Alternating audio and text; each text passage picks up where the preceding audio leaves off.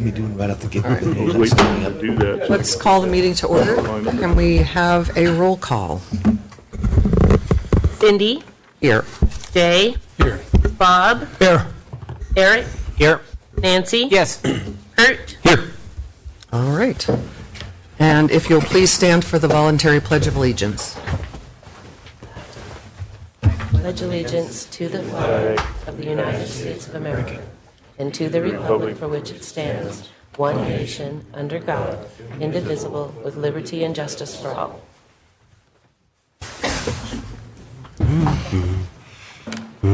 The first order of business is approval of the minutes from May 15th, 2017. Do I have a motion to approve? So moved. Second. It's been moved by Jay Stanton Greger and seconded by Bob Lynn to approve the meeting minutes. Is there any discussion? Amendments?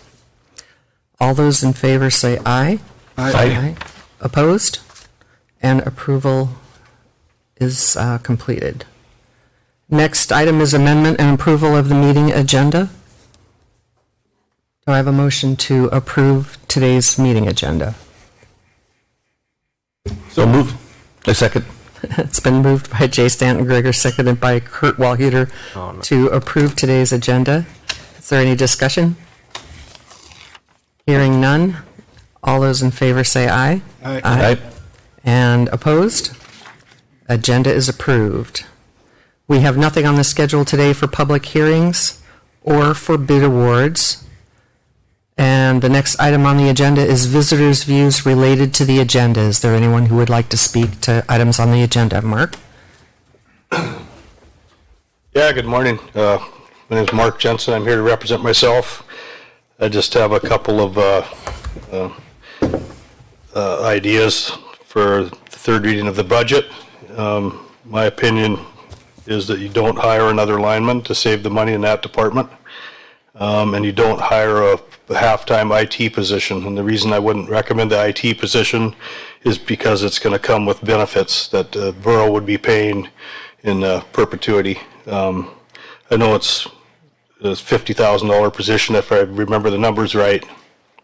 And from talking with Jody, to hire the contractor we use now for to fill what we need, it'd be like $35,000 possibly a year. That I guess you don't know until you actually do it, but they don't receive any benefits. And also something that I was kind of expecting to see on today's agenda, and I'd like to know,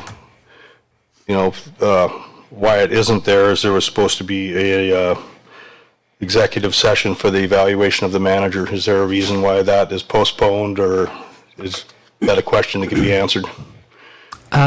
We decided with the change in leadership that we would just hold off on that for a while, that it was not a critical item to attend to right at this moment. Okay, so it's forthcoming then. Mm-hmm. All right, thanks. Is there anybody else who would like to speak to items on the agenda?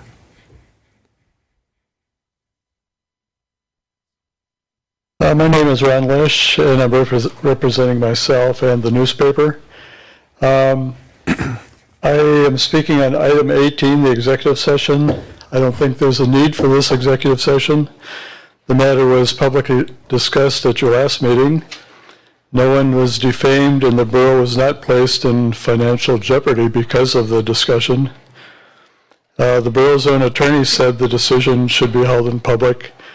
The discussion should be held in public. Did the borough's attorney's opinion change, or what happened there?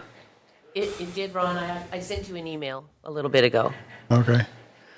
And what changed? Could you elaborate?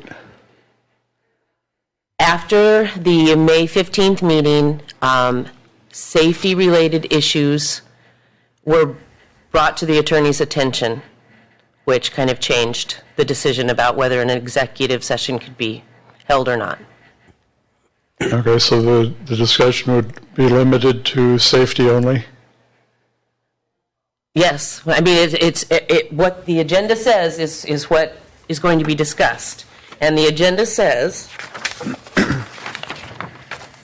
to discuss potential financial, safety, and personnel matters relating to the proposed restructuring of Petersburg's electric utility. Okay. Thank you for that. The public needs to know why the borough manager continues to push to replace the power and light superintendent with another department head that does not meet the written requirements of the position. The borough in the past has made the department head hiring process quite public, and I hope that will continue. The topics of worker safety, payroll savings, the qualifications of the power and light superintendent, the comments of assembly members, the IBEW, and the Wrangell power and light superintendent are all of public interest and should continue to be discussed in a public forum. Each person that spoke to this issue in the past contributed substance to the discussion, and I hope that process will continue in public. I request that the proposed executive session be changed to a public forum and that the Assembly follow state law and interpret the executive session privilege narrowly as prescribed by state law, and that the persons under discussion be named so as to allow them to request a public discussion in accordance with the State Open Meetings Act. Thank you.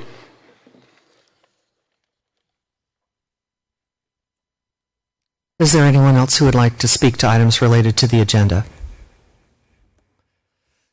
Seeing none, are there any visitors' views unrelated to the agenda?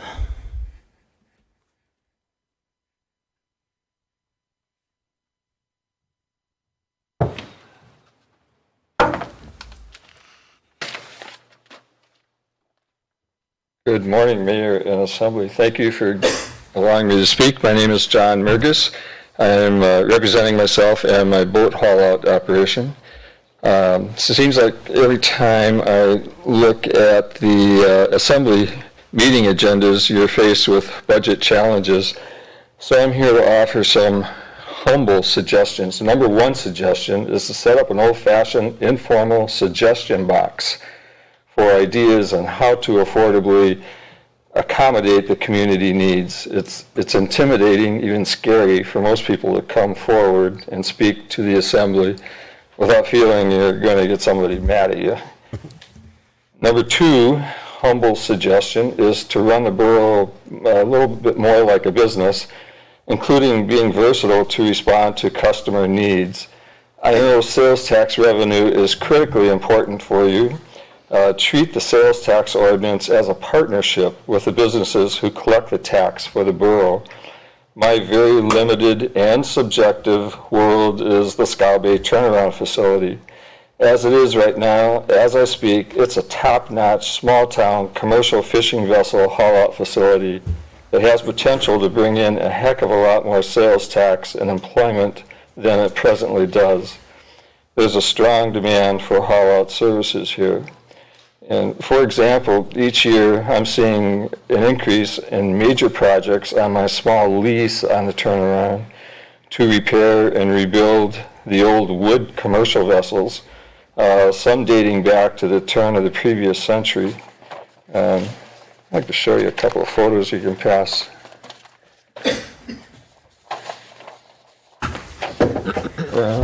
Here, John.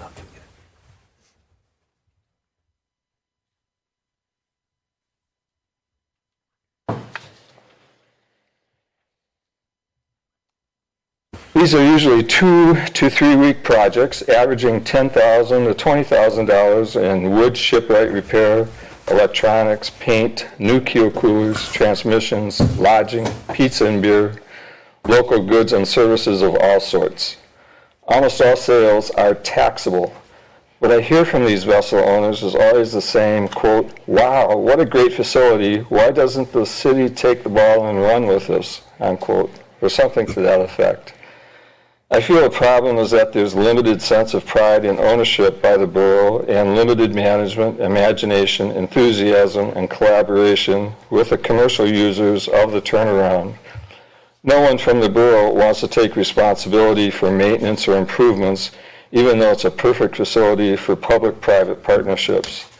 The ramp is in disrepair, although it's still functional, and the pad is so rough with potholes, it is difficult for me to safely move vessels from the ramp to my lease area. That's why I'm here. It's that I've reached a point where I can't really move these old wooden vessels without jeopardizing them because of the rough ground. The pad hasn't been graded at all this year. Large vessel hydraulic trailers and travel lifts need even ground with their rigid frames. The present ground condition of the lease area is well maintained by the lessees and needs no improvements.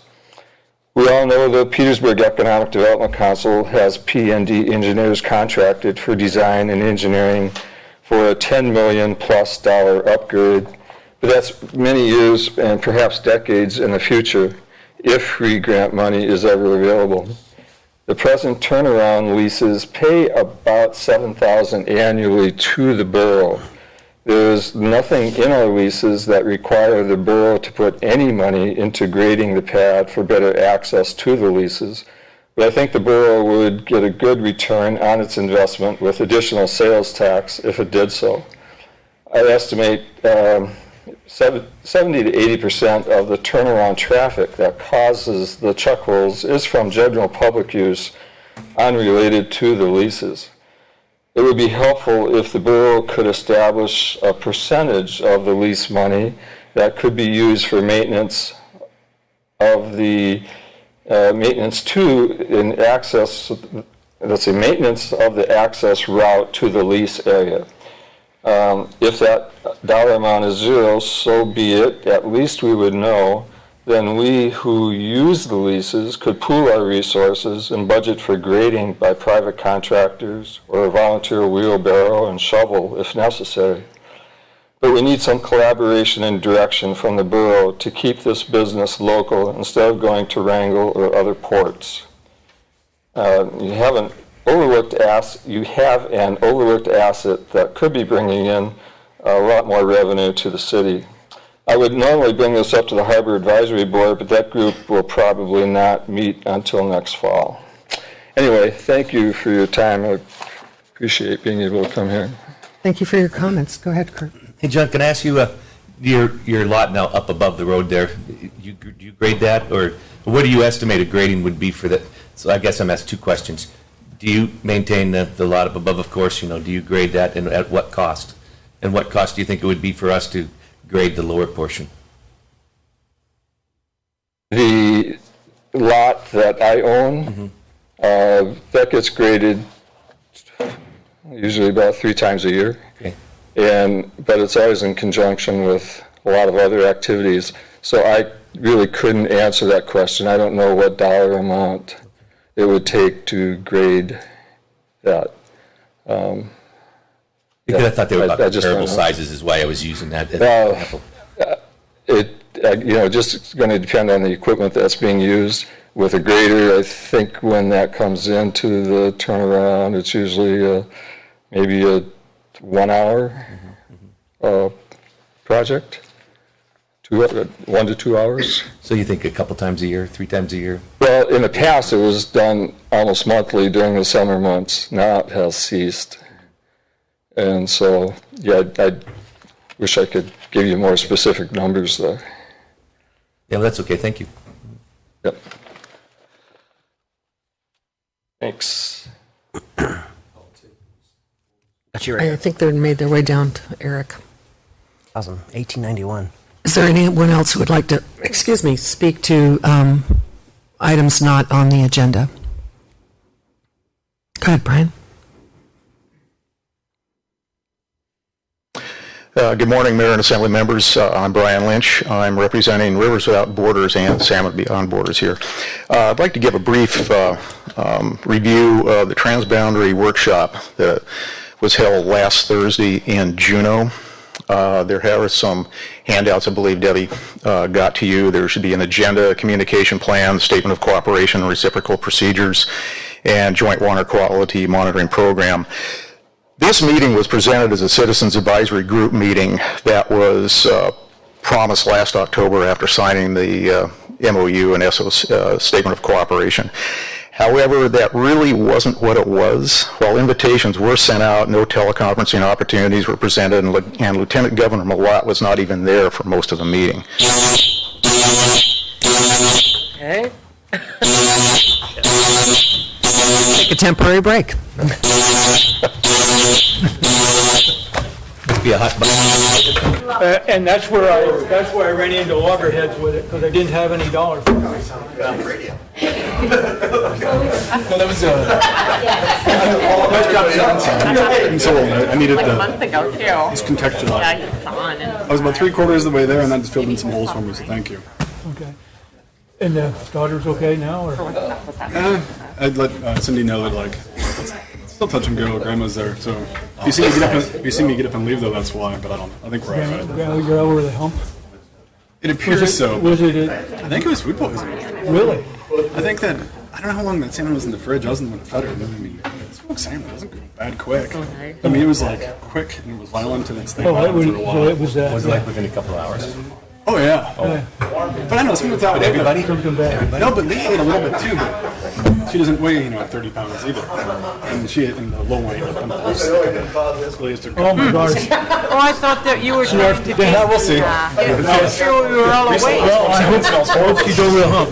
Yeah, you'd think that, there'd be a little something on it, if it was going to be bad. All right, we'll get started again. Apparently, Brian had the hot topic. Yeah, I didn't We know had a my contractor working in the building and set off the... I didn't know my testimony was going to be that fiery. Mayor and Assembly members, I'm Brian Lynch. I'm representing Rivers Without Borders and Salmon Beyond Borders. I want to present just a brief overview of the Transboundary Workshop that was held last Thursday in Juneau. Like I said, you have some handouts from that meeting. Now, this was presented at the Citizens Advisory Group meeting that was promised in October of last year after the signing of the Statement of Cooperation and the Memorandum of Understanding with BC. However, that really wasn't what it was. A lot of us were kind of baffled just exactly what this meeting was. While invitations were sent out, no teleconferencing opportunities were presented, and Lieutenant Governor Malott, ironically, was not even there for most of the meeting. Officials in attendance were Albert Kukesh, who was a policy and program specialist who took Barbara Blake's place, Larry Hardig, the DEC commissioner who ran the meeting, excuse me, David Rogers, ADF&G Habitat Division Director, Ed Fogels, DNR Deputy Commissioner, Kyle Moselle, the large mine project manager, Terry Lomax, who is a DEC Environmental Program Manager, who will be leading the water quality monitoring program over the next 2 years. Also, Representative Dan Cortez was also there for most of the meeting. People in attendance included tribal representatives, a couple of seafood industry reps, NGOs, but no community, borough, or city reps. David Rogers opened the meeting with a brief overview of what we're going to cover, what was covered. Kyle Moselle presented the communications plan and reciprocal procedures. The communications plan, much of this is already available and seems partly to convince people of the success of the SOC, the Statement of Cooperation. We're not really sure how this really goes toward protecting Alaska or how it changes or actually improves the current situation. The reciprocal procedures is basically codify specific procedures mentioned in the SOC. While this is a good thing, the good thing to do, much of this is already happening. It basically just describes the information flow between agencies. There's no public or tribal role. It forces Alaska to literally participate in a process controlled by British Columbia. It doesn't really protect Alaska and can't do anything about existing or already approved mines. In fact, the second Tulsa Chief Mine Environmental Risk Assessment is scheduled to be out very soon, but there will be no formal review process, although we as Rivers Without Borders are going to review and comment on that plan. The state is also planning to review and comment on it. There's no real official comment period allowed on this. It's a final. So participating in BC's procedures really isn't doing us much good. And okay, the monitoring plan, it is a start, and it's going to be conducted by the state over the next couple of years. However, much more needs to be done, and I want you to note the note on that plan.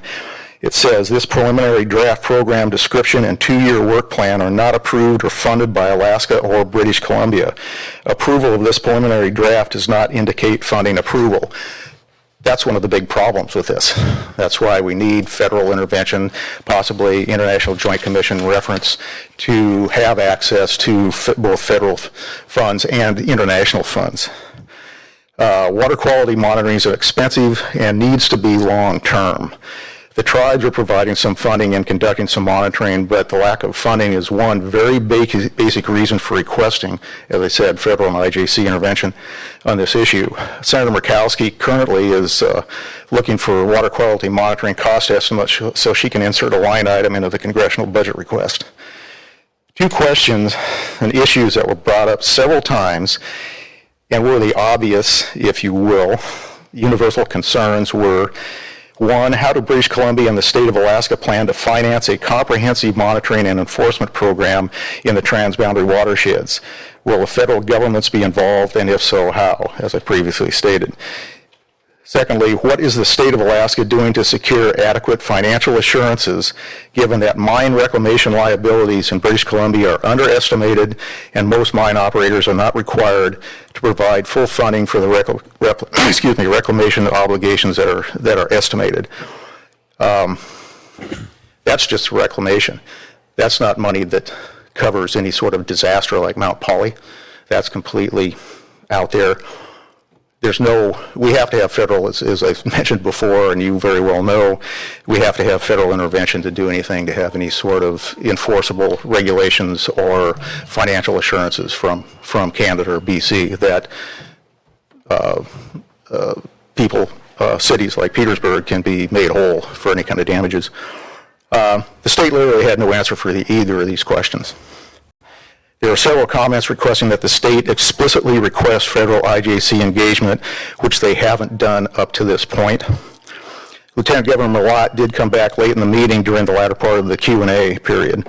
He heard some of the comments critical of the state's lack of explicit asks of the feds. He was, shall I say, visibly upset at some of what was said, possibly somewhat prompted by me.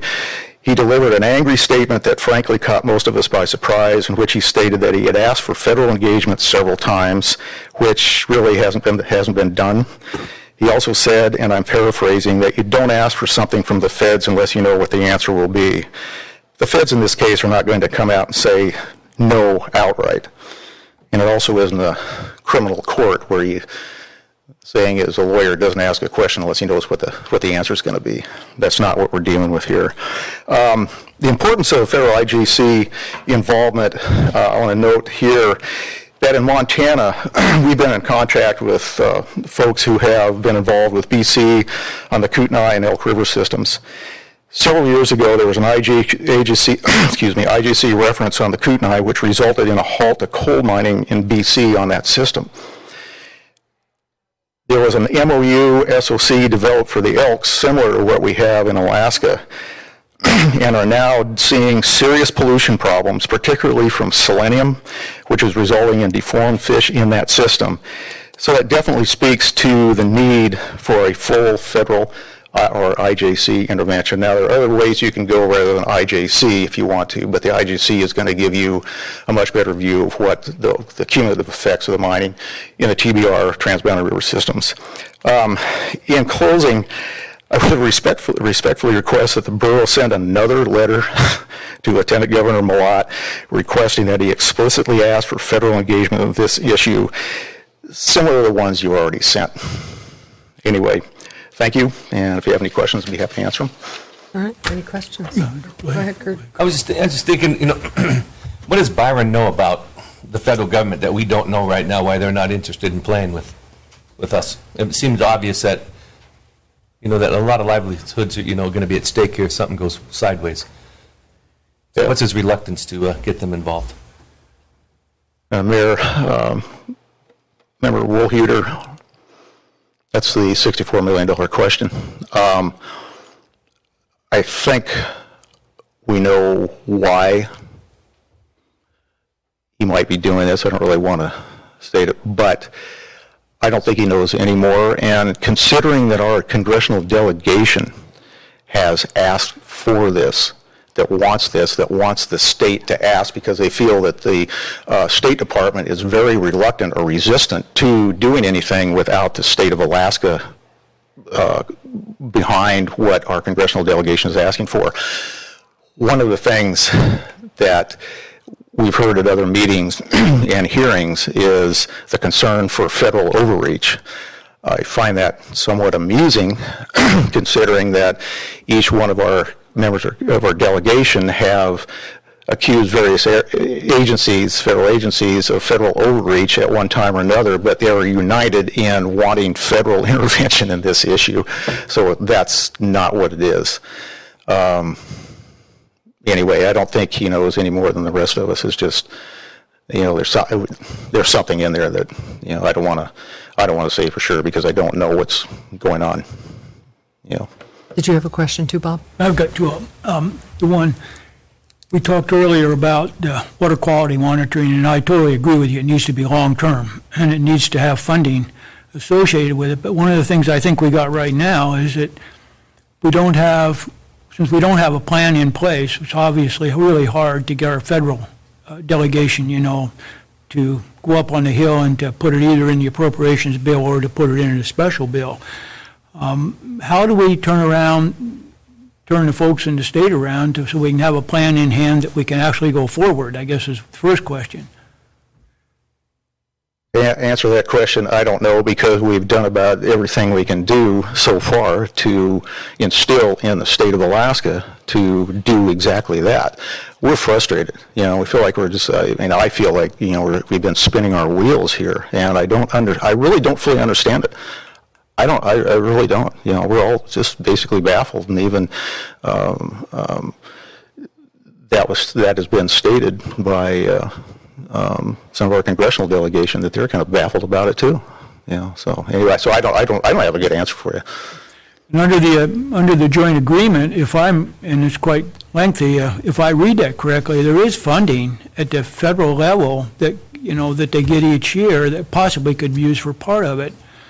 I guess I don't understand the reluctance of our state to go back, as to get federal intervention, so we could at least hold on to some of that money. Yeah. I don't understand that either.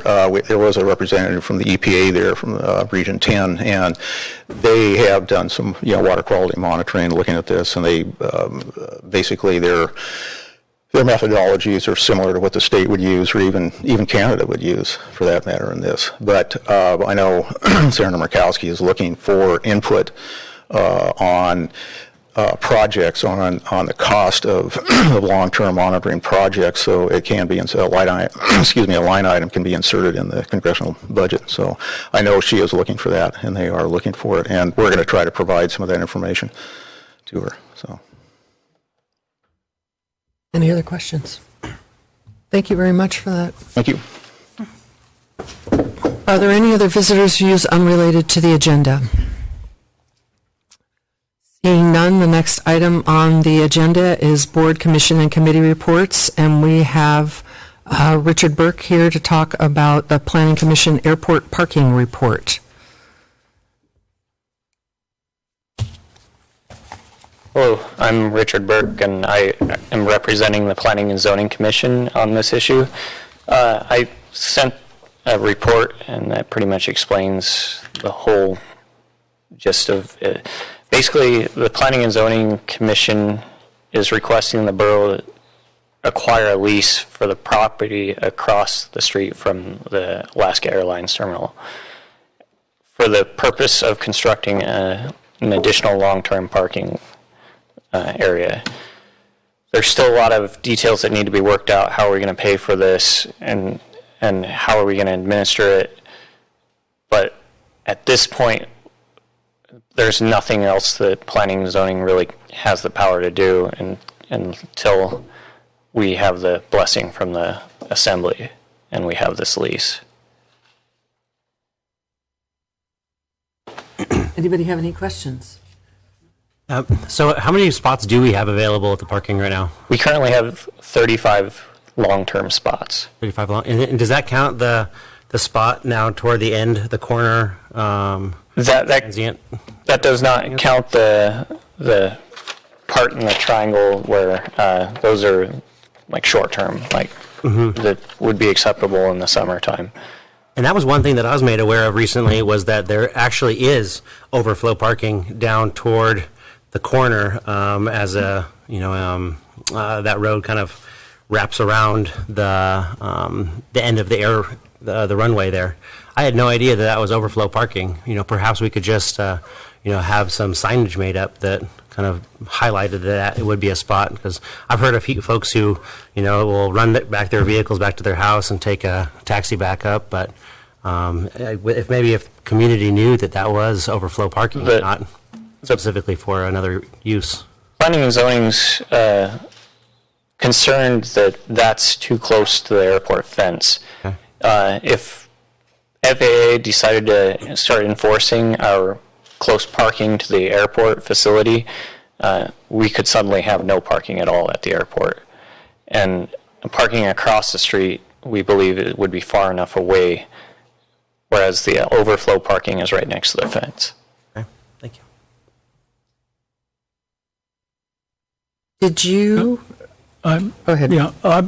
Is there a reason that planning and zoning chose to go across the street rather than to take that current area and expand it? Are you talking about the triangle? Yeah, the triangle if you could change that whole flow there, I think you could get, at least, I don't know how many, but a few additional spaces. That area is currently being used for a snow dump in the wintertime, and we still do have parking issues up there in the wintertime. Just at the time of year, actually, it's easier to find parking in the summer because the snow dump area isn't enforced. Could that snow dump area be changed? Did you look at that? I'm not really sure. I was going to say to your comment, Eric, about the parking, I think some of that's intended for the private plane users as well, and it's problematic in the winter. If you leave your car there for a few days, you can have some trouble getting in and out. It's also from what I remember, a steep ramp up onto the road. Was PNC's intention that the parking be long-term parking or short-term parking? Long-term parking.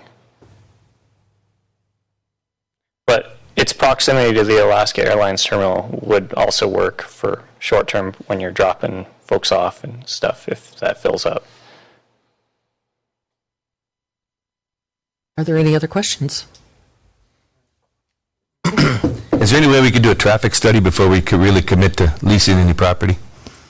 I mean, is there a real need for that? This is what I'm getting at, I suppose. I mean, do they see more traffic in and out of here with jets that you might see more travel, or is it just kind of, it'd be a nice idea for $500,000 to $1 million to fill in a parking lot for long-term parking? I don't think it'll cost that much. Have we done any studies? I know the state has been counting cars in the last few weeks. We've seen the rubber things across the road. I'm sure they would be happy to share their numbers. So I guess what I'm asking planning and zoning, is there any way you guys could find out exactly how much it's going to cost before we commit to doing anything? Rough numbers. I already have provided rough numbers. Which is what? It was $55,000 to $65,000, and that came from Reed Brothers Construction. And that provides how many parking spots? An additional 35. 35, okay.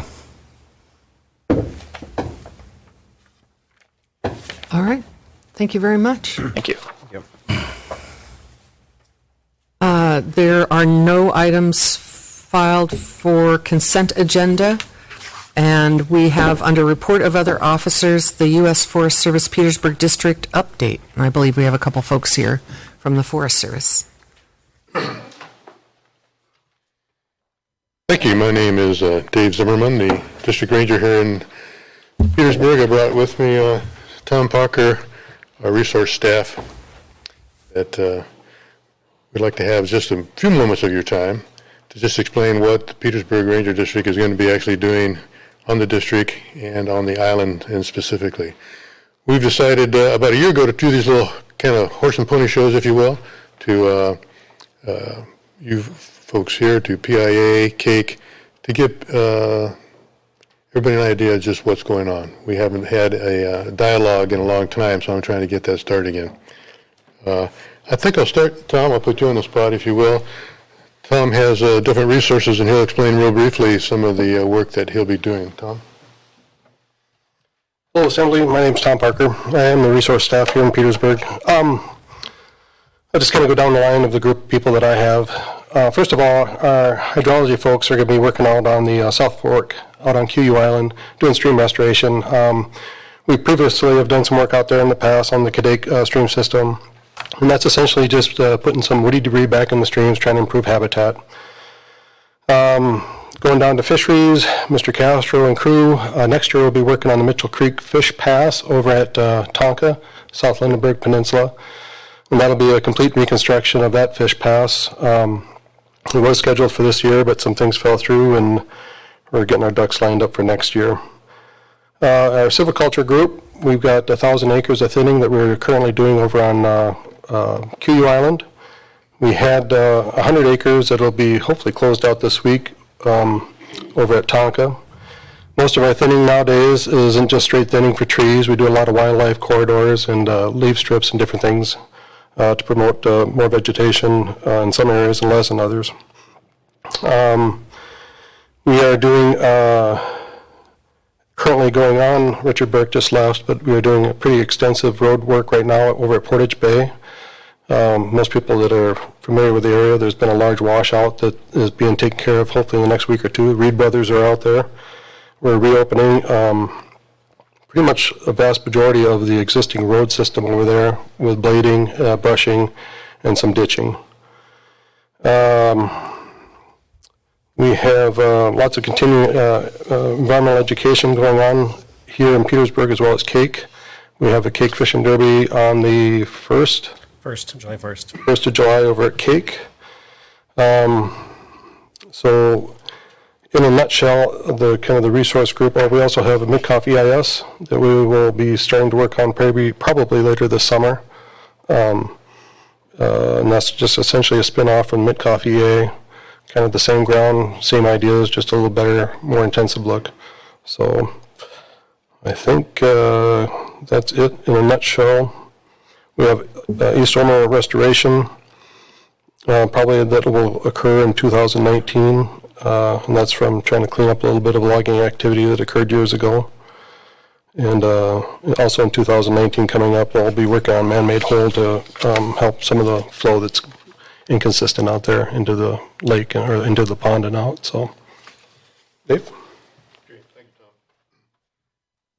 I'll speak just briefly on our local Wrangell Petersburg RAC program. We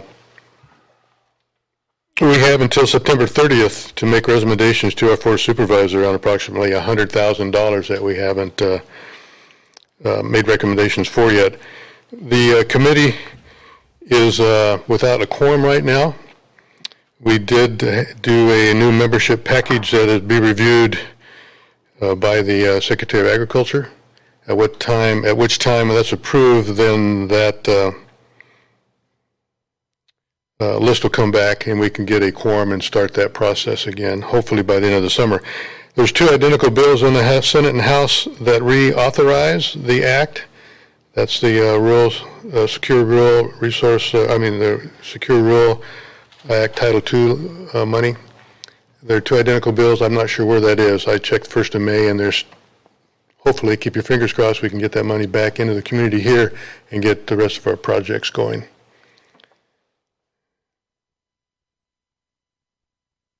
I think that's just the kind of the overview I wanted you folks to have. And if you have any questions, give a call to myself at the Ranger District anytime. Right, Eric.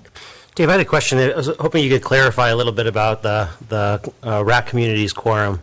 And so if there is no quorum, our community doesn't have an ability to be able to utilize that $100,000. Is that correct? That's right. The committee package that we sent to Washington, D.C. does have enough people for a quorum.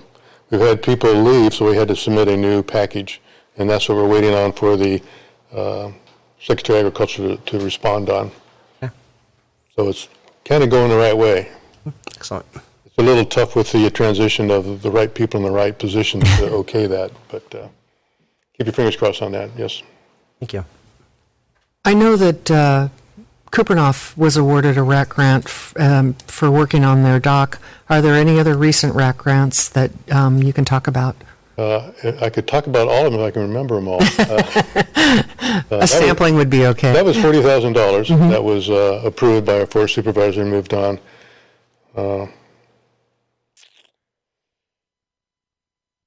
I'm thinking, you cut me off guard on that one. Yeah, I'm sorry. Tom, can you think of any RAC? We're brilliant today, aren't we? Yeah. Have the funds usually been fully expended? The money's available to us? We've been and it is a little bit of luck of getting that all spent. So the things that aren't that particular can be moved on to the next year for a certain period of time. So I think it's $100,000 what we have left. And that $100,000 covers a couple communities, doesn't it? Not it does. Petersburg. Actually, we have Cake, Wrangell, and Petersburg. And there was some proposed RAC projects that aren't totally funded yet, was some redesign and construction of a trail at Cathedral Falls in Cake. We had, I'm trying to think of some Petersburg stuff here. I'm sorry, I can't, mine's blank. Good question, however. All right. Yes, sir. So as a continuation of my first question, is the RAC community looking for new members? There's always the application, we always like to have some on. If everything is approved this time, we'll have a full RAC committee. Okay. As soon as that comes back down from Washington. Excellent. And their terms are at different times, so people will be coming off. That's part of the problem we had this year, is that 3 or 4 people had used their term up. So we got some more individuals on it. So we have kind of a standing A team and B team going. So it's always an opportunity to get on the list as people are interested in that program, yes. And how might people get onto that list? Who should they contact? Linda Sott. Yeah. Thank you. Hey. Thank you again. Thank you very much. The next item on the agenda is the mayor's report. And the first item is a thank you to Mark Jensen. As most folks know, Mark Jensen resigned as Petersburg's mayor on May 18th. Mark was originally elected to the Assembly in 2007, served as vice mayor, and assumed the role of mayor in 2012. On behalf of the Assembly, the borough staff, and Petersburg residents, we want to thank Mark for his efforts and commitment to our community. And we also need to appoint a vice mayor. With the resignation of Mr. Jensen, I become the mayor per borough code, and I will appoint a vice mayor with the approval of the Assembly, and I think at the conclusion of my notes we can do a vote for that. We are seeking letters of interest. The borough is seeking letters of interest from Petersburg residents willing to serve our community by filling one of the following vacant seats until the October 2017 municipal election. There is one borough assembly seat and one hospital board seat.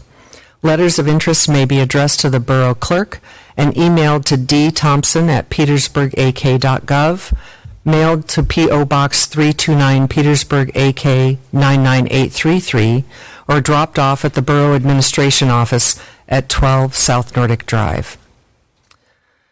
The Historic Preservation Commission, the borough is seeking letters of interest for 3 vacant seats on the Historic Preservation Commission. Seat 1 is reserved for an archaeologist or an at-large member, and the term of this seat ends 12/31/2017. Seat 2 is reserved for an assembly member with a term ending 12/31/2019, and seat 3 is reserved for a planning commissioner with a term ending 12/31/2018. Letters of interest may be submitted to the borough clerk as outlined earlier in this report. And then the appointment of Southeast Conference representative and Alaska Municipal League representative. Mr. Jensen was the Assembly representative for Southeast Conference and for Alaska Municipal League. New representatives will need to be appointed. We probably won't do that this meeting, but if there is interest, please do let me know. Municipal building dedication and open house. The Borough Assembly and staff will dedicate the newly renovated municipal building on July 4th, 2017. A reception will be held immediately following the dedication, and tours of the facility will be given. We also want to give a thank you to Janet Holton. Janet has served on Petersburg's Little Norway Festival Committee for 13 years, 7 years as committee chair. Ms. Holton stepped down as chair after this year's festival. Thank you, Janet, for your time, your efforts, and dedications to all things Norwegian, and congratulations on being the recipient of the 2017 Norwegian American Award. We also want to thank U.S. Coast Guard Lieutenant Commander Peter Vermeer on June 9th, 2017 at 10 a.m. The U.S. Coast Guard change of command will take place at Sandy Beach, and I will be attending on behalf of the borough. On behalf of Petersburg, we thank the Lieutenant Commander for his service and interest in community engagement. There's a public hearing for proposed LIDs, local improvement districts, for paving on streets Unimac, Vesta, and Pearl F streets. A public hearing regarding the proposed LIDs for street paving on Unimac, Vesta, and Pearl F streets in the Severson subdivision will be held Wednesday, June 14th, 2017 at 6 p.m. in the Assembly Chambers of the municipal building. If an affected property owner opposes the creation of the LID, a written objection must be submitted to the borough clerk at or before the hearing. For more information, please see the public service announcement attached to this report, and I will read that. And it basically says what we just said, that written objections that will be read aloud at each meeting may be submitted to the clerk prior to the hearing via in-person, U.S. Postal Service at P.O. Box 329, Petersburg, AK 99833, or can be emailed to dthompson@petersburgak.gov. Questions regarding the hearing may be directed to Carl Hagerman, Public Works Director, at 772-4430, Chris Cotta, Assistant Public Works Director, at 772-4430, or to Deborah Thompson, Borough Clerk, 772-4425. And President Trump's budget. We are keeping an eye on the movement of the president's budget, which does contain some cuts for programs such as water infrastructure grants. Those have been important to Petersburg in the past. However, we do have one positive note. We heard from our lobbyist in D.C. that the funding for the Army Corps of Engineers Section 107 program does have full funding, and it looks like we will be able to move ahead with our next steps in our dredging projects that we've proposed for our harbor. And then finally, Alaska Municipal League Summer Conference. Mayor Lagodakis will attend the AML Summer Conference in Haines, August 16 to 17, 2017. And then we need to appoint a vice mayor, and I am going to hand out slips of paper, and we will do it by a paper vote, if you will.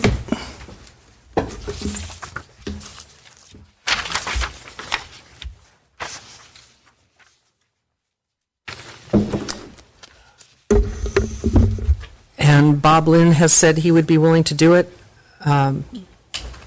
Nancy's name was mentioned, but I haven't confirmed with you that you would be willing. Right, I am willing. Okay, so we have 2 names under consideration.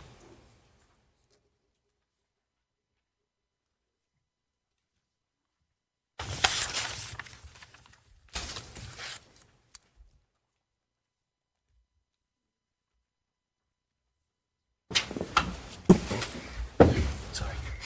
That went fast. Go ahead. Are you still waiting?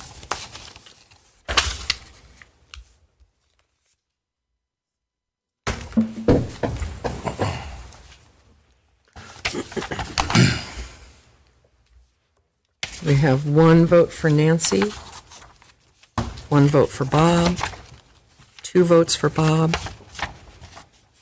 2 votes for Nancy, 3 for Bob, and 4 for Bob.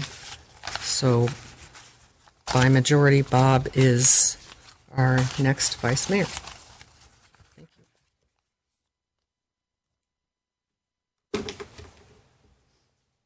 you.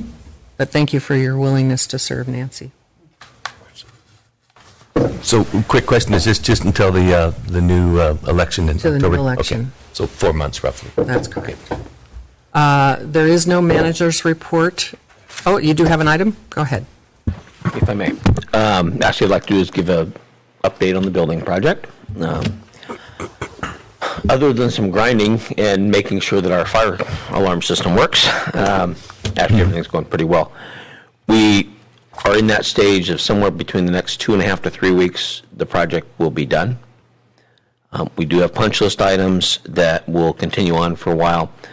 One of the things we did with this project, like many of ours, we hold back money. It's called retainage, just in case.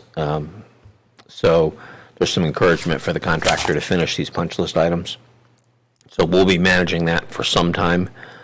Things like the banister rails on the stairwell, some downspouts, and some stuff down the PD. So that part of it will be going forward as far as the punch list, but as far as the main part of the project, both phase 1 and phase 2 will be done, again, 2 to 3 weeks, give or take. We are still waiting for a quote on doing some work on the audiovisual equipment in this room. Some tweaks, plus the sound is just not quite where we want it to be. If we turn the volume up as high as we want to, it starts squealing a bit and getting a lot of feedback. So we're going to relocate some speakers and do some tweaks to the programming in this room. But we're trying to get a quote from the vendor on that. Just as a reminder for the Assembly and the listening public, the Assembly originally approved borrowing about up to $1.2 million from Power and Light to fill in the funding on this building. Looks like we'll be able to get away with borrowing less than $400,000. I'm being suitably vague because I don't know if there's anything that's going to happen in the next 3 weeks. But so quite a bit less than what the original budget called for. We've not had to get all the way into the contingency, and that helped quite a bit. And so, I mean, we'll handle all that. We'll bring it back to the Assembly, and at that level, we may come back and say it might be best just to go ahead and take it out of the general fund and not have to borrow the money. But that'll be an Assembly level decision that we'll bring back to you when that's necessary. So, but I want to be able to answer any questions. Again, apologize for the fire alarm, but I guess it shows the system works pretty well. Yeah, 2 questions, Steve. First one, do we have we had any movement in the foundation now that, after it got repaired, or have we noticed any, and do we have something in place so we can monitor it? No movement that I'm aware of. We haven't talked about kind of monitoring it, but I'll ask, some of our folks. So I'll ask the architect if he knows of a way to do that. The key issue has been that we are most worried about was on this far side. Right. And when they removed the slab, we found that the structural supports under the walls were all in really good shape. So that was all good news. The dirt material, whatever you want to call it, underneath the slab was of mixed variety. Some places really good, and other places a little bit mucky. So we dug some stuff out, backfilled it, and the hope is that will, pretty much settle all that down. But again, nothing that was like alarming, which is one of the things we were worried about, is finding out if we had to re-dig in or put in some kind of retaining wall for the building, and that did not appear to be necessary. So I'll ask around, see if there's any way to monitor it, but okay. No warning signs at this point. Second question was, if I heard you correctly, then you're going to come back with a plan of how we pay the money back to the electrical fund? Yes, sir. Okay. Yeah, at this level, we've got options, so we'll bring them back to the Assembly and let you guys talk about it, how you want to do it. Thank you. Under budget's a good thing. Well under budget. All right. That moves us up to unfinished business. The first item is Ordinance 1707, an ordinance of the Petersburg Borough adopting the budget for fiscal year July 1st, 2017 through June 30th, 2018, in the third and final reading. Do I have a motion to approve? So moved. Second. It's been moved by J. Stanton Greger, seconded by Bob Lynn, to approve ordinance 2017-07. Is there any discussion? Yes, I would like to move that we remove the lineman position for $160,000 in the electrical fund. I think at this point in time that, and hearing from the manager and other things, I don't think we're in a position to be able to fill that and to be able to fully utilize it. Maybe at some time in the future, we need to relook at it, but right now, I don't think it should be in the budget. I think it should be removed. So if we were to remove it, when would we be able to? We need a second to discuss it. Sorry, let's do that. I'll second that. All right. Discussion. If we were to remove it, when would we be able to reinvestigate that if we did find that a second or an additional lineman was necessary? Is there a time frame? If I may. The Assembly can address these things at any point in time. What it would require would be a supplemental budget, which does take 3 readings. The supplemental budget ordinance it does take 3 readings to pass, but you could start that a month into the budget, or it could happen midway through the year, or not at all. Okay. So we have some freedom to adjust. Any other discussion? I'd like to talk about the IT guy position there. This might be. On topic for this. I was just going to say, yeah, I thought we might want to vote first. Yeah. Are we done discussing? So the motion by Bob Lynn and seconded by Eric Castro is to remove the lineman position from the budget. May I have a roll call vote? Cindy? Yes. Bob? Yes. Nancy? Yes. Kurt? Yes. Eric? Yes.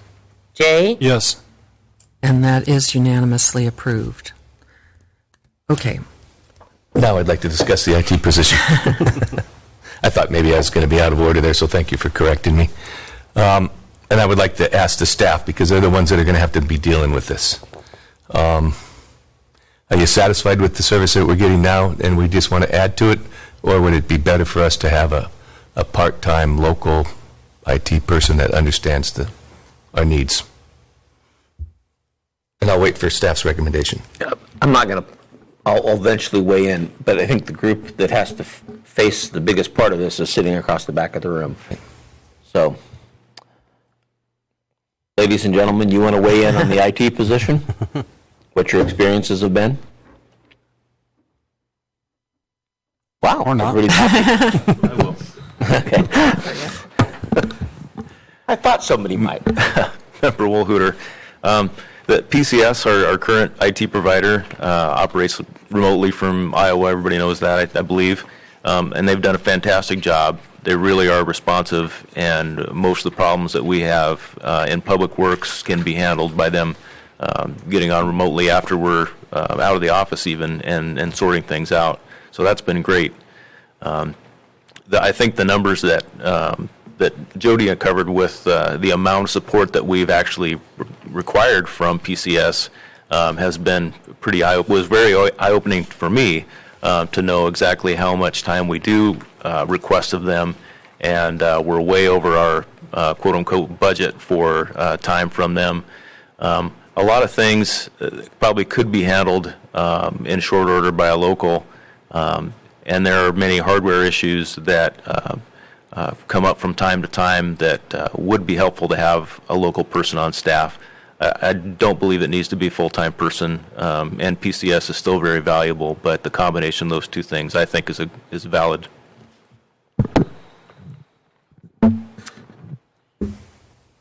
So as Carl said, oh, sorry, did you have a question for Carl? No. Okay. As Carl said, we do use a lot of hours with PCS, a lot more than we had thought that we were. We were budgeting about 25 hours a month, when really we use about 60 hours a month. And you have to remember, we have over 13 buildings that have electronics and computers in them. I know that I spend a lot of time working on computer issues. If our front desk goes down, there's no one that I can call. I have to fix it myself with help from PCS. But a lot of times, stuff happens in the afternoon. So they're in Iowa. So that's a 3-hour difference. It's hard to get help. I do a lot of crawling under desks and helping my staff with their computers. So I really want to see at least a part-time position. Anyone else?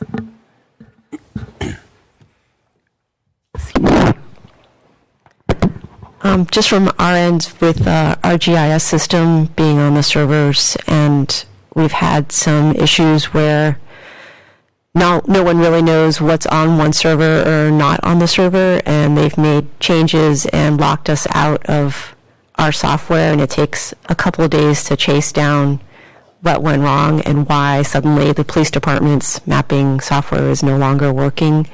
And it would be helpful to have someone that kind of had an idea of who's where, who's doing what, and what the pitfalls are of switching passwords and moving things on servers and off servers so that we don't run into those issues again.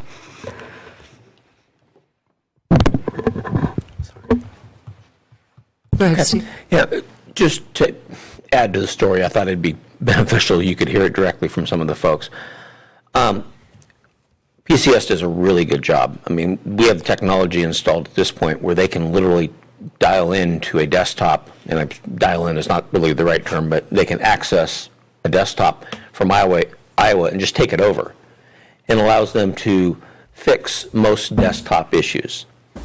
As Jody says, though, they're in Iowa and we're in Alaska, and there's a time difference. So we have that issue at times.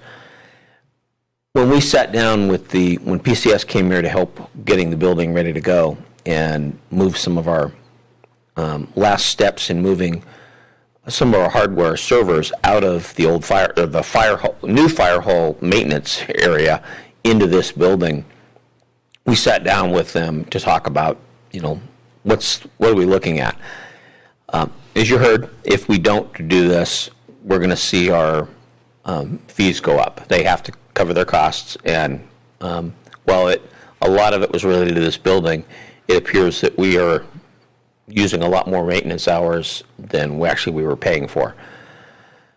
What he really discussed with us was issues related to, servers and the network itself that cannot be done easily from a remote site, and where they can spread hours out, and if we had somebody that was covering those hours on weekends or evenings or flexible, it would make their lives a lot easier, particularly on things like big updates that involve having to touch machines and, rather than having to either wait till their next visit or having to try to do it one machine at a time, having somebody here, they could walk through going into the server room and rebooting a server and redoing updates and pushing that out to all the other desktops and devices. We've become fairly complex. We have, stuff at the library. We have, wireless access points. We have our own fiber line that creates connections between all the buildings. And then we have issues with homegrown software, or not homegrown software, but things like the camera systems that exist and how much network volume they take up. And from PCS's perspective, having that person that they can call on and over time, basically, as you heard Liz say, educate on what's where. It actually would allow for us to be a little better customer, I guess, in a sense, but get this stuff done, not have to wait for it to be done, and make sure this stuff is happening when it should, from a standpoint of the users that are accessing our system. My guess is it's going to get nothing but worse as we go forward. Technology is a part that we have to live with, and it's everything we do these days has to do with some form of the computers, our data security, and how we use them and what the public uses them for. So I think it's needed. my big concern about it all along has been not that we don't need it, it's just that, how do we stop the spread? So, in other words, I don't want it to grow. I mean, and I don't know how to necessarily do that right now. It's going to get more and more where technology is a big part of it. And while PCS continues to be able to support us, I think we're always going to be we're getting to that point where we're going to have to answer that question before we implement technology. What's it going to cost? Not just the cost of the technology, but what it's going to cost to maintain it. And we're going to have to, as a group, answer that question more and more frequently before we make decisions to, go to iPads or whatever. We're going to have to be a little bit more pushback, I think, or we're going to see that change. So I have two questions for you, Steve. When is our contract up with PCS, and are we at a minimum level with them, or could we reconfigure if we decided that a local position gave us a little bit more bang for the buck and we could reduce our PCS hours in the future?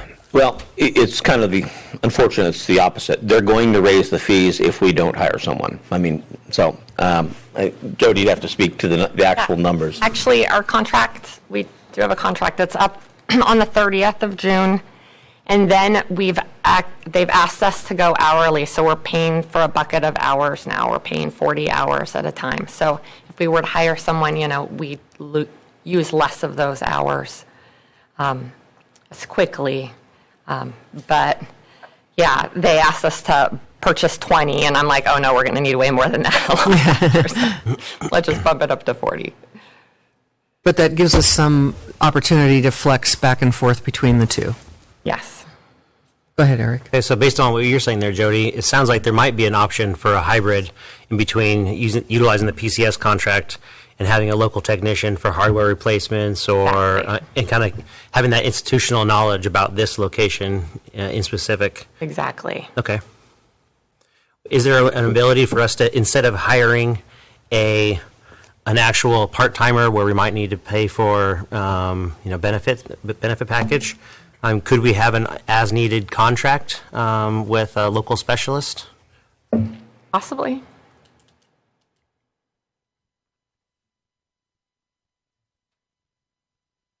If someone in town is willing to do that, and I'm not sure how much that would cost per hour. Kurt, you have the question? Yeah, my concern here is that I've listened to this. This is all multifaceted from the standpoint of just users. We're looking at security, we're looking at the servers, we're looking at all parts of this. I don't believe that one person half-time can do this job. What I think we need to do is have a kind of a timeout and reassess what our total needs are over looking across the board, because what I've heard here is a whole bunch of different ideas of uses we have and needs for. And I'm not arguing that we don't have those needs. What I do think is we need to make a complete assessment before we decide we want a half-time person or we want a multifaceted, two people, or what we want to do. I have no problem with continuing contract, even though it might cost a little bit more. Or as you want to do is hire somebody, as a temporary or contract it for a half a year until we get some kind of an assessment of what our needs are going. Because I agree with Steve, it's just going to continue to increase in complexity as we all see it. And the programs change so often now that it's really hard to keep up, as we all know. Well, and one of the things, and we have done that assessment. That's why we didn't come up with the part-time person just on a whim. Well, our challenge is we don't know what it's going to grow. Because we don't know what the next technology thing that's going to come along that's going to be an issue for us. You mentioned data security. It's, not that few days away from where, ransomware was hitting people all over the world. That's a very common thing. You go to, city manager conferences and assembly conferences, and it's one of the topics that's most talked about is, the whole security side of it.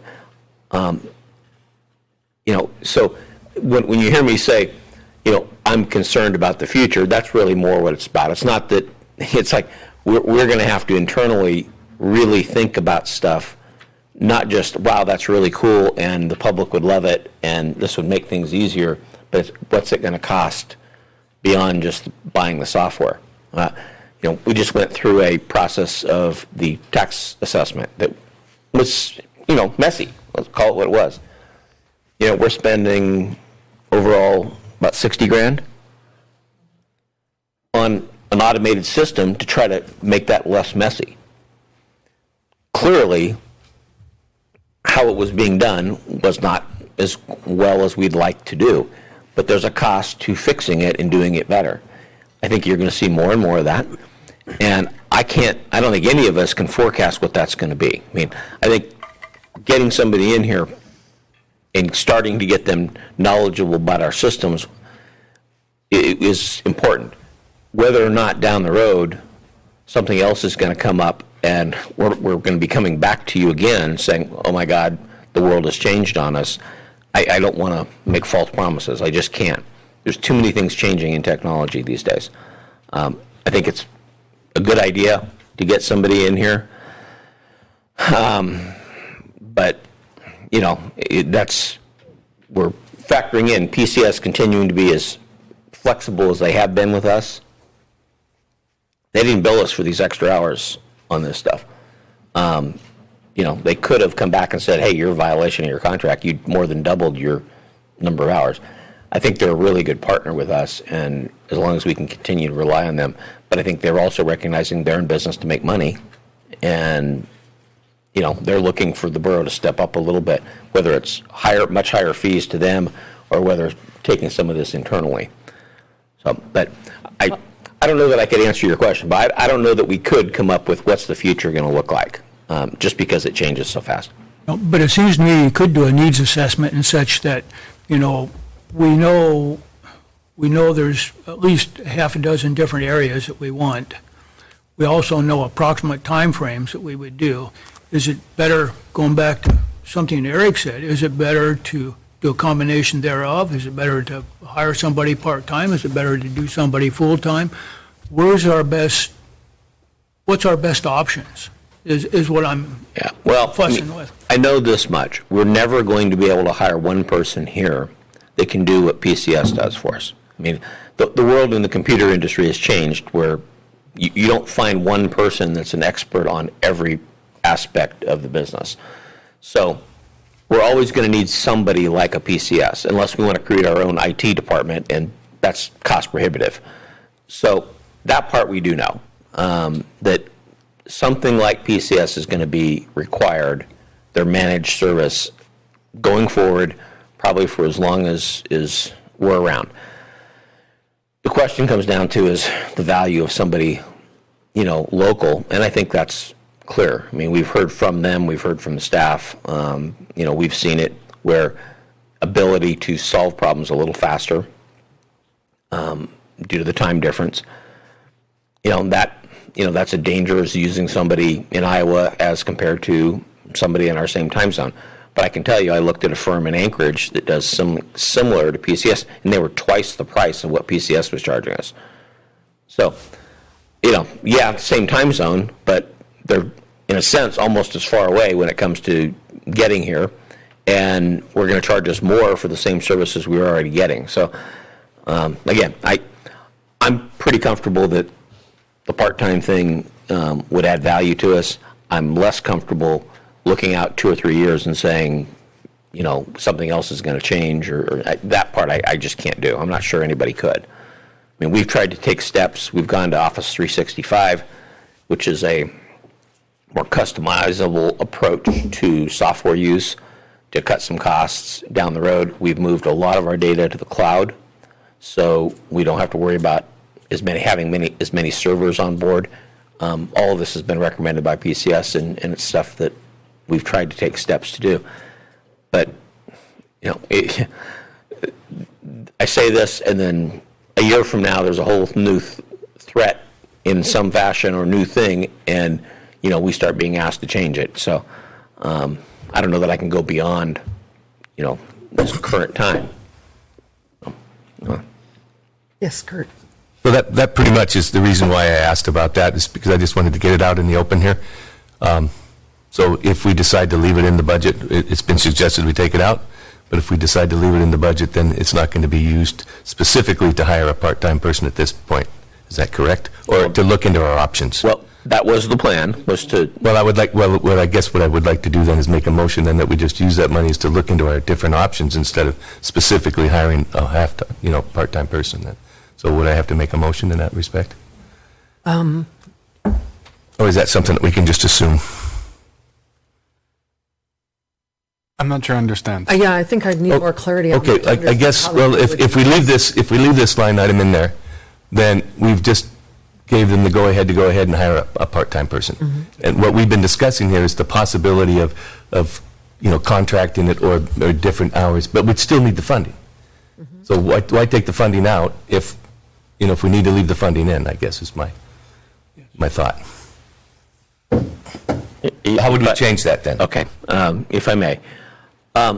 If you wanted to do something like that, then I would suggest that, well, then you'd need to take it out of the budget and make us come back to you with a proposal, for some other, solution. In other words, to be the cleanest, rather than trying to earmark it and say, we'll leave the money in, but we're not sure what you're going to do with it yet. That starts to get a little bit messy. So my only concern there is our contract is up with PCS Yeah, we're going to need some of that $50,000 to pay PCS. So we're going to need probably about $35,000 of that. And then if we need an additional, it will take several readings to approve that, so that extends the period of time when they're sitting there trying to respond to a hardware or software issue. And I'm not sure that that's the best approach. So how would we go about that? Because, like I said, if we leave it in here, Steve, then we've basically told you guys to go ahead and hire that part-time person. Correct. All right, so then we're going to have to make a motion to take it out of the budget, and then we'll have to figure out how we can continue to fund this program so that there's no lag and there's in the services. Well, is that correct thinking? We move. What do you think is the number, Jody? I would just move the entire $50,000 to professional services, and we'd get the message not to hire someone, but we'll probably need some of that money to up PCS's contract and to pay, someone that we contract with in town, if they have time. Yeah. One of the challenges with, for example, we use Devon a lot in this building. He was wonderful helping us with stuff. The challenge is he's got a business to run, and he's a really busy guy. And a lot of our stuff is really important, and we ran up against issues where, he was busy with his other clients and couldn't get to us as fast as some of our folks wanted it done. That's not to say he didn't do good work. He did great work. And he's a very capable guy, and PCS loved working with him. But again, he's got other clients rather than just us. That's the advantage of us hiring somebody, is that then they report to us and their priorities are set by us. You're exactly right. We could go that route, pay PCS more, and whatever's left over, use somebody like Devon when he's available. But it's a little bit harder because of the issue of we can't set the priorities on. Question, Eric? Yeah, so if we were to remove this line item, place it into professional services, would you have to come back to the assembly to ask for the additional funds you'll need, Jody, for the 40 hours of time from PCS? Or would you be able to, would the manager be able to do that? Yeah, we'd just be able to do As necessary, okay. Steve, would it be reasonable to ask for a one-page analysis of all the things we're expecting this individual or like that? If can one page, a listing of all the things that have to be done, and taking a look at whether it'd be better to do it internally, by contract, or using currently. And your point about keeping up to date on the changes is just phenomenal, because the training for any individual we'd have on staff is going to be, pretty significant, a lot different than a lot of other folks. We do have a list that we put together with PCS. I don't have it here with me. yes, we could clearly provide that.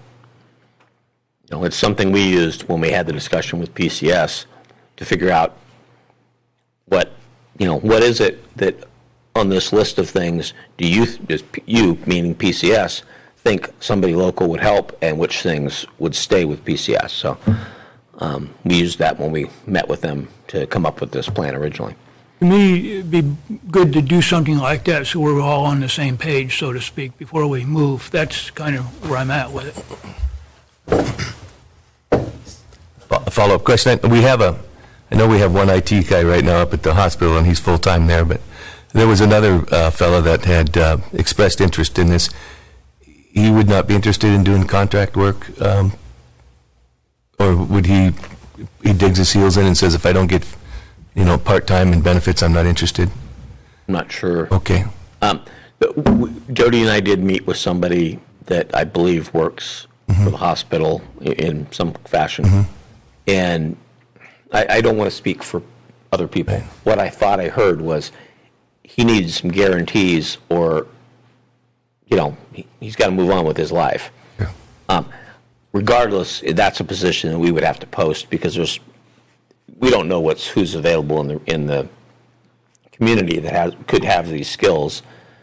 So if we hired a part-timer, we would run an ad in the newspaper and recruit and say who's interested. Interestingly enough, at least from PCS's perspective, they really don't need somebody that's got specific knowledge. What they need is somebody who's technically astute and doesn't mind to learn.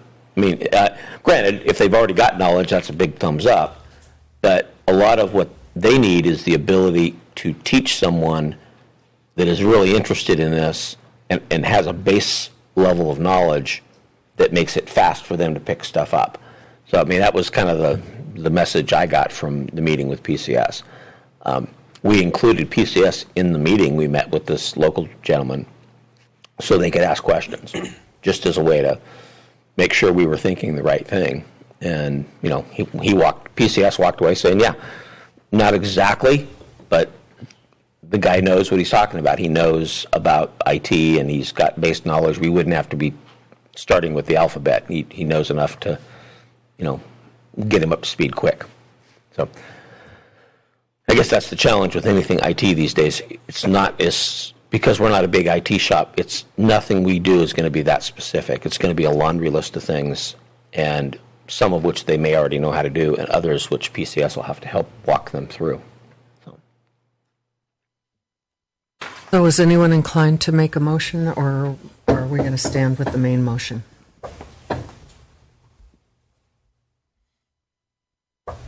Hearing none, let's take a roll call vote on ordinance 2017-07 as amended to remove the lineman position, which we previously voted on. Nancy? Yes. Eric? Yes. Jay? Yes. Cindy? Yes. Bob? Yes. Kurt? Yes. And ordinance 2017-07 is, as amended, is approved. How's everybody doing? Do we need a quick break? Okay, 5-minute break, please. If we adjust the property tax funding down, then later on, and under new business, we will change the mill rate in that resolution. Okay. So thank you for that correction, Jody. It was to increase the secure rules schools money. Okay. In place of. Number of reasons for that is that I think there's a fairly doggone good chance that we're going to get the secure rules funding from the feds this year. I've talked with a number of folks back there. I think it's better than a 50-50 chance. One. Two is that I think we have sufficient money on reserve to cover a number of years. And I was thinking about this from the standpoint of, if we look at our budget reserves for the borough, we look at approximately 6 to 8 months. And I look at the budget reserves we have for the school, and we're out, 5 years or 6 years, something like that. What would be reasonable if you had a budget reserve for that? I think it'd be about 2 years. And I guess the other reason I want to move it back is because we have such, looking at the state level, what's going to happen with the residents here, whether we're going to have a state income tax, a sales tax, and so forth. No matter what happens, there's going to be, all of us are going to have to pay more money. So I would like to hold it, use the secure rural school money rather than later on to then raise the mill rate. Yes, Nancy. And I am in favor of keeping the SRS funds at 400,000 to stretch them out longer, a few years, a couple years, in case we don't get secure rural schools funding. So just because it's there doesn't mean we have to spend it. Is there any other discussion? In short, I support what Member Lynn said, more or less verbatim. I don't think I've rethought this issue, and I don't think it's necessary at this point to put an increased tax burden on citizens. So I'll be voting for that. Anyone else? Eric? Well, I was initially for trying to prolong the Secure Rural Schools Fund for as long as possible. I think Member Lynn did a good job convincing me that we could see what happens throughout the state this fiscal year, whatever happens with the legislation, if we're going to already have a tax burden imposed upon us from the state. Personally, however, I don't have a problem with the 0.4 mil increase. I think that additional $80 a year for my house is totally acceptable to be able to help fund it, keep this school at the level of excellence that it functions at right now.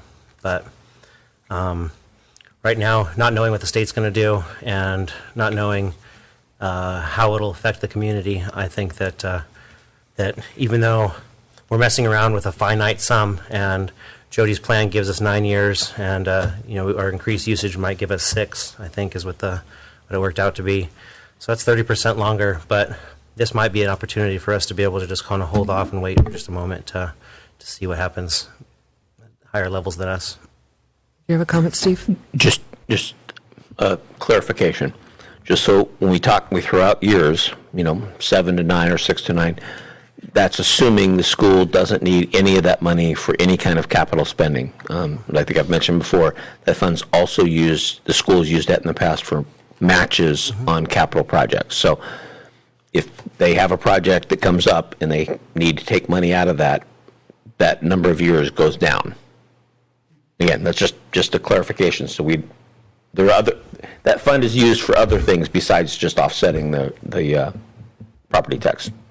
And just to clarify as well, that's also based on the assumption that SRS will go away. Yes, sir. And, no question. If it doesn't go away, as it sounds like it may not, then it's kind of a moot point in the short term. No, again, just want to make sure everybody's on the same page. Ditto. Yes. And also, as a further reclarification, I want to be able to make sure I know what we're voting on. So we're changing from $400,000 to $540,000, so it'd be an increase of $140,000 that we're pulling out of the SRS funds. Okay. Nancy, did you have a? I just wanted to comment that by the same reasoning that we don't know that they're going to stop the SRS, we're pretty sure they're not going to pass a state income tax this year either. Okay. And it's not going to be an added expense. Okay. And I was thinking along the same lines as if we can always come back and revisit this next year and increase it, we could always revisit and decrease it. So I'm going to probably be allowed, I'm just going to vote to leave it the way it is right now and see what happens. I mean, I'm always the type that always kind of plans for the worst and hopes for the best. All righty. So before we vote on the motion, Debbie, would you restate it so that we clearly understand and the public clearly understands what we're voting on? Yes. The motion was to reconsider Ordinance 1707 to increase the SRS funding, Secure Rural Schools funding, from $400,000 to $540,000 for FY 2018. To pay for schools. And, yes, and so as to not raise the mill rate. All right. Okay, that was messy, but Can you please that's it. call the roll? Kurt? Okay, one point of clarification. A no vote will mean that I'm opposed to the raising. Okay, no. Nancy? No. Bob? Yes. Cindy? No. Jay? Yes. Eric? Yes. It fails 3-3. Moving on to ordinance 1708, an ordinance of the Petersburg Borough. Did I miss? I was wondering if we should resend that for the option's sake of giving us more options on the that money that we were going to set aside for the IT person instead of hiring a part-time. Is that something that we want to reconsider? I mean, there was a bit of Want to make a confusion. motion so we can discuss? Yeah, I'd like to make a motion that we strike that line item out of the budget. Well, just hiring the part-time IT guy and leaving the money in professional services so that we have an option for using it in either contract hire or increasing the rate we have to pay the current provider. And I'm not Makes quite sense. sure on the protocol here because we've already voted on that. Well, but didn't we just resend? Yeah, reconsideration. Okay, can you state that more clearly? Oh, okay, sorry. I'd like to reconsider striking the line item of hiring a half-time or part-time person, IT person out of the budget for this year and put it into professional services so that they can use that money with different options. I'll second that. It's been moved by Member Walhuter, seconded by Member Castro, that we strike the part-time IT person from the budget in ordinance 2017-07 and move that money to the professional services line item. Yes. And in essence, this does just give the borough staff the opportunity to be able to use that $50,000 as they see fit in order to be able to satisfy our IT needs. Yes, but not hire anyone. But not to Right. specifically hire a part-timer right now. But we could always do contract hire, or we could, look at our options. I'm not saying that this is completely off the table, but, just, I'd like to have more options than just pigeonholing us into hiring a half-time or part-time person. Is there any other discussion? Hearing none, will the clerk call the roll? Nancy? No. Bob? Yes. Eric? Yes. Kurt? Yes. Jay? No. Cindy? No. Fails.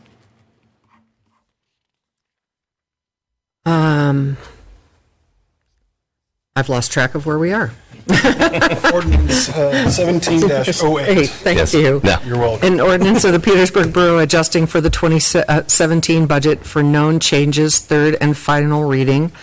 Ordinance 2017-08 adjusts the fiscal year 2017 budget to account for the funds to correct fire alarm deficiencies at Mountain View Manor's assisted living and elderly housing facility and provides for additional funds approved for the Mountain View Manor Portico Foundation Repair Project. Do I have? So move. Second. Been moved by Member Walhuter, and I'll give that second to Nancy Strand to approve ordinance 2017-08 to adjust the budget for known changes. Is there any discussion on this item? Seeing none, will the clerk call the roll? Kurt? Yes. Nancy? Yes. Eric? Yes. Cindy? Yes. Bob? Yes. Jay? Yes. And that unanimously is approved. Moving on to new business. Resolution 2017-12, a resolution of the... Sorry, Cindy? Yes. This resolution is null and void since the budget did not get changed on the secure rural schools. Thank you. Yes. And then Resolution 2017-08 is a resolution to temporarily change assembly meeting times for the 2017 summer months of June, July, August, and September to 12 noon. This was a correction to the resolution number, as I recall. Was that the case? Yes, I put the wrong resolution number in here. It's Resolution 1713. Are we talking about we're talking about? Yes, it is Resolution 1713. Meeting times, yep. But Yes. Yes, so, I'm sorry, what was your question? that originally when we voted on this, it had the wrong resolution number.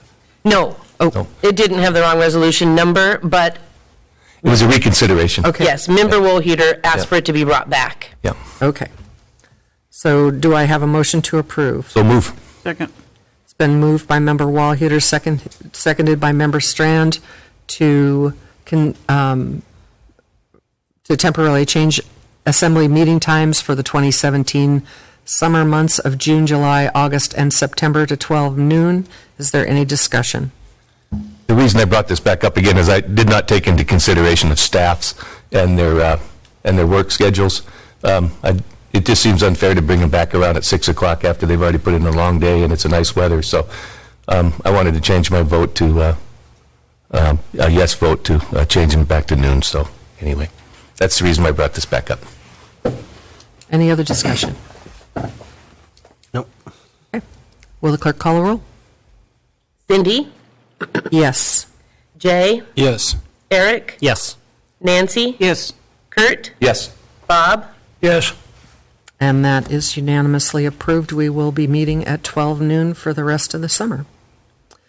Moving on to communications, we have a letter from Sharon Hunter. Do you want to read that? I'll let you read that. Okay, sure. Dear Petersburg Borough Assembly, thank you for taking time to read this letter of support for the Petersburg Mental Health Services we are so fortunate to have in our community. While it is clear that in these tight economic times we must, as a community, pull together and find solutions to our budgetary shortfalls, I feel that removing financial support for PMHS is going to undermine essential services and result in more expenses down the line. PMHS is a great support to those in our community who rely on the resource for assistance during times of difficulty and crisis, either long-term or acutely. PMHS quietly assists some of our most vulnerable citizens to function and optimize their lives as contributing members of our community. This has a ripple effect not only upon the lives of those closest to the recipients, but upon all of us who live in Petersburg. I have been employed at the hospital for more than 30 years and well remember the days prior to having PMHS as a resource when patients came in for care at a time of crisis. The speed of intervention needed at such a time cannot be understood unless you have had to stand by helplessly waiting for someone professionally trained to come if they could be available. The improvement in the quality of mental health care since we have had such a high-quality service has set the standard for what good care is. Realizing the fiscal realities we are dealing with, may I suggest that the Assembly reconsider the thoughtful plan put forth by our city manager to realign the department head organization so that the electrical superintendent position is combined under the management of Carl Hagerman. Carl seems to have proven himself to be an able manager and well able to safely and expertly assume new duties. While in an ideal world, the current organization could remain as is, we are far from an ideal economic world, and other entities such as the Forest Service and public media have been successfully making these types of changes for many years now. Respectfully submitted, Sharon Hunter. And then we also have received a letter from Marlene Cushing. Excuse me. Mayor Lagoudakis and Assembly members, I would like to ask you to reconsider funding for Petersburg Mental Health Services before you vote on the budget in the third reading. I am fearful of the consequences for our town if PMHS must limit their services to only those that meet the state's criteria for getting help. I remember well what it was like nearly 40 years ago when I arrived in Petersburg as the public health nurse. I remember suicidal adolescents being locked in a jail cell for their safety. I remember outnumber people waiting for weeks to see a visiting counselor from Ketchikan. Susan Omer and the staff at PMHS have built a responsive, effective, and multifaceted program to address acute, chronic, and preventative mental health issues for anyone in the community. They are compassionate and committed. PMHS is facing severe cuts from multiple funding sources. An abrupt termination of all borough funding will severely impact what they can offer, and therefore severely impact our citizens and our town. Thank you for your time. Sincerely, Marlene Cushing. And then one last from Marjorie Oines. Okay, so For some reason, not coming. to the Petersburg Borough Council, enclosed is a letter I have sent to Alcohol and Marijuana Control Office. I am also requesting from you a decision to not allow the growing of marijuana on the main street of Petersburg or anywhere in Area 1, for the reasons stated in the letter to the Alcohol and Marijuana Control Board. Please make it harder for youth to access marijuana in our borough. Sincerely, Marge Oines. And her letter to the Control Board says, to whom it may concern, please do not allow Susan J. Burrell and Chris Whittlesey a license for Seaweed Farms, which would be located on Petersburg's Main Street. This area is too close to our schools. I have personally seen groups of 8 to 10 kids walking down Dolphin Street, heading for Main Street during lunch hours. When students from other schools, Wrangell, Ketchikan, Juneau, Sitka, and others from Alaska, come here for basketball, baseball, or wrestling, it is to Main Street where they all head for shopping and food. Our country has acknowledged that smoking cigarettes is very harmful to health. Yet now smoking marijuana is in vogue. It's the thing to do, and it makes no sense. Ingesting marijuana is being accepted. It is readily known that both methods of use alters the mind. Surely it makes sense to put the facilities that grow and sell marijuana out of the main population areas. Please see map below. Sincerely, Marjorie Oines. And just as a point of clarification, to deny a permit within a currently zoned area, is it automatically approved, or would the zoning have to be changed in that area? And I don't know the answer to that question. As of right now, it's consistent with existing zoning, if that's what you're asking. It is consistent with existing zoning. What I'm saying is, in order to disapprove the permit, is it a matter of opinion, or is there some threshold that, and I don't know the answer to that question, or would zoning have to be changed to disallow it in that area? Correct, I believe. Go ahead, Liz. Let me make sure I understand the question. So you're asking, could the borough, based on zoning, prevent the grow operation from happening? And yeah. I'm not suggesting that we do that. No, I'm just yeah. asking what the process is. Right. So we don't have agricultural as a use per se in our zoning code, but that area is zoned industrial, and we would consider this, an industrial type activity. So it is consistent with zoning on that block. Mm-hmm.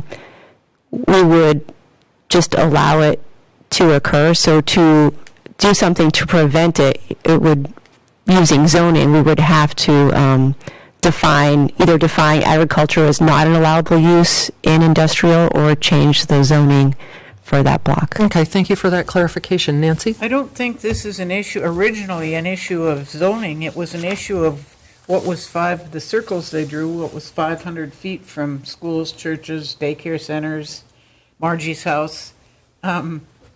And that little V on Main Street was outside those circles. I understand that. I'm just trying to understand what the criteria would be for disallowing that use if we decided to go in that direction. Move those circles over. Ed, Steve? Yeah, it just, and a kind of an observation too. When the borough drew the circles, actually, they how to say this the right way.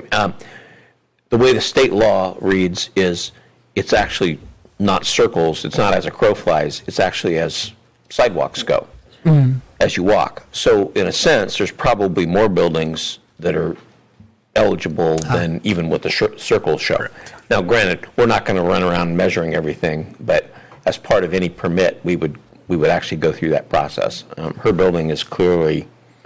That's the easy one. That's easy. Okay. So yeah, at this point, I think the assembly can make a comment on the application, but I'm not sure there's any way to actually forbid it unless you went through, like what Liz talked about, going through a change in the zoning code. And that's what I was trying to get at, to understand our playing field. You have any questions, comments? Okay. All right, thank you. Moving on to assembly discussion items. Are there any recognitions other than the one for Janet Holton and for Mark Service?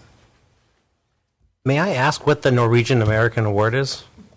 It's granted by the Sons of Norway, and it's somebody who's embodied the spirit and culture of Norway and promoted community involvement. And I don't have a little blurb. You kind of caught me off guard, but certainly Janet has put more than enough time and energy into that over the years, and has really done a wonderful job. And I might just bring up the students that are graduating tonight. Good luck. That's right. And, ceremony starts at 7 o'clock. Yep. Decided to bring that up. Wow. All right. And the next item on the agenda is an executive session if we have a motion to move into executive session. Second. You need to state what the purpose is for the executive session. You can read it right off the... I don't have it. The Assembly will adjourn to executive session to discuss potential financial, safety, and personnel matters relating to the proposed restructuring of Petersburg's electric utility. Okay, it's been moved by Member Strand, seconded by Member Stanton Gregor, that we move into executive session. All those in favor say aye. Aye. Opposed? All right, we will move into executive session. Give